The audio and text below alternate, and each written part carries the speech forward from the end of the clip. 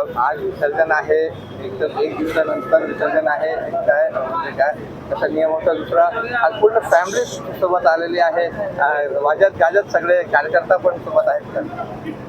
खरं तर गणपती बाप्पाचं विसर्जन हे आनंद चतुर्दशी आम्ही दरवर्षी करतो, पण यावेळी पक्षाचे अनेक कार्यक्रम आनंद चतुर्दशी असल्या कारणाने आज आम्ही विसर्जन या आजच्या दिवशी घेतलेलं आहे. आणि आज बाप्पाला विसर्जन करताना अतिशय जड अंतकरणाने या ठिकाणी तलावावर आलेलो आहे. गणपती बाप्पा मोरया, पुढच्या वर्षी लवकर या अशी आम्ही वाट बघत आहेत. आणि संपूर्ण महाराष्ट्रातली आमची जनता सुख समृद्धी निरोगी आयुष्य त्यांना लाभू दे असे गणपती ज्यांना प्रार्थना करतोय. बाप्पाला आज अखेरचा निरोप देत आहे. बाप्पाला काय मागणी करणार आहे, काय नवस करणार आहे? बाप्पांना निरोप म्हणजे आपण तसं बघितलं तर प्रतिकात्मक मूर्तीला निरोप देत असतो, पण बाप्पा आपल्या बरोबर कायमच आहे. त्यामुळं जरी आज 10 दिवसाचा हा उत्सव पार पडलेला आहे आणि पुढच्या वर्षीची आम्ही वाट बघत आहोत गणपती बाप्पाच्या आगमनाची. डेकोरेशन एक खूप गाजलंय महाराष्ट्रात सगळीकडे देशात. त्या माध्यमाने परत काय तुम्ही मेसेज देणार आहात? खरं तर या वर्षीचा देखावा मी महिलांवर महाराष्ट्रात ज्या प्रकारे वाढते अत्याचार आहेत, मुलींवर होणारे अत्याचार असतील, याला कुठेतरी प्रशासनाला आणि सरकारला याकडे लक्ष त्यांचं वेधलं जावं यासाठी आम्ही तो देखावा साकारला होता. आणि नक्कीच एक समाजामध्ये जनजागृती झाली पाहिजे म्हणून हा देखावा खूप म्हणजे लोकांना आवडला. आणि आम्ही प्रत्येक वर्षीच ज्या चालू स्थितीवर म्हणजे चालू ज्या काही घटना घडत असतात, मागच्या वर्षी जशी इर्षावाडीची घटना घडली होती, दुर्दैवी घटना, तो इर्षावाडीचा देखावा मी मागच्या वर्षी साकारला होता.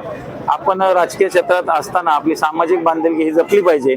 त्या हेतूने आपल्याला सामाजिक संदेश देणारा आणि लोकांमध्ये काहीतरी जनजागृती झाली पाहिजे अशा प्रकारचा देखावा मी दरवर्षी करतो. त्याच्यामध्ये एक संदेश देण्यात आला होता, बेटी बचाव आणि बेटी याचा होता, जो पिंजऱ्यामध्ये ठेवले होते. काय सांगितलं? नाही, बरोबर आहे. आजकालचे महिलांना कुठंच आज महाराष्ट्र राज्यामध्ये सुरक्षित वाटत नाही. ते आपल्या रोज घरातून बाहेर एक भीती घेऊन निघत असतात आणि घरात येताना आपण सुरक्षित येऊ का नाही या प्रकारचं वातावरण आता काही दिवसात झालेलं आहे. मी गणपती बाप्पाचरणी हीच प्रार्थना करतो की या सरकारला सुबुद्धी दे आणि एक चांगल्या प्रकारचे कडक कायदे ह्या महिलांसाठी येऊ देत. आणि आज महाराष्ट्राची जी परिस्थिती आहे, राजकीय परिस्थितीचा जो चिखल झालेला आहे महाराष्ट्रामध्ये, लोकांच्या प्रश्नांकडे कोणत्याही राजकीय पक्षाला वेळ नाही. आणि त्यासाठी माननीय राजसाहेब ठाकरे यांना महाराष्ट्राच्या मुख्यमंत्रीपदी विराजमान करणं असं सुद्धा गणपती बाप्पाला आम्ही साकडं घातलेलं आहे. कसं वाटतं बाप्पा निरोप देता तुम्ही सगळे वाजत गाजत तुम्ही आलात का? चांगलं वाटतं. आता 10 दिवस होतं, त्या पुढच्या वर्षी परत येईल बाप्पा. चांगलं वाटतं. 10 दिवस उत्साहाचं वातावरण होतं. आज झाल्यानंतर करणारे आम्ही गणपती बाप्पाला निरोप देत आहोत आणि पुढच्या वर्षी लवकर ही प्रार्थना करत आहोत सोबतच. आज जो संदेश देण्यात आला होता या माध्यमातून त्याबद्दल काय सांगा? म्हणजे नारी शक्ती कुठेतरी तिच्या सुरक्षेचा विसर पडत चाललेला आहे. पूर्वी छत्रपती शिवाजी महाराजांच्या राज्यामध्ये जसे रयतेमध्ये स्त्रीकडे वाकड्या नजरेने बघण्याचा कोणाची हिंमत होत नव्हती, तर तो कायदा आता परत लागू करण्याची वेळ आलेली आहे. म्हणून त्या माध्यमातून हा संदेश पाठवला होता की सरकारचे याच्याकडे लक्ष द्यावे.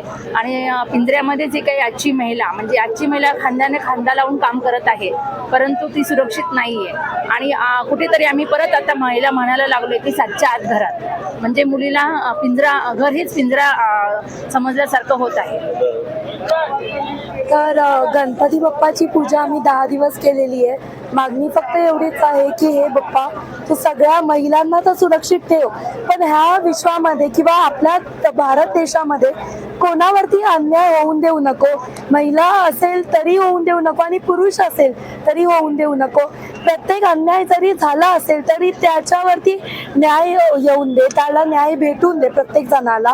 त्याचबरोबर सरकारला जाग येऊन दे, महिलांच्यासाठी तर येऊच दे, पण देशामध्ये खूप काही दुसऱ्याही गोष्टी चालू आहेत, त्याच्याकडेही सरकारचं लक्ष जाऊन दे, त्याच्याकडेही मीडियाचं सुद्धा लक्ष जाऊन दे अशी मागणी देवाला आहे.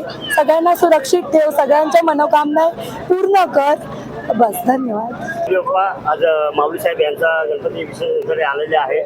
बाप्पा चरणी आमच्या मनसे परिवारातर्फे एकच विनंती आहे बाप्पा चरणी की माऊली साहेब आमदार होऊ दे, पुढच्या वर्षी वाजत घालते, आम्ही सगळे इथं सगळे परिवार असंच येऊ दे अशी बाप्पा चरणी प्रार्थना.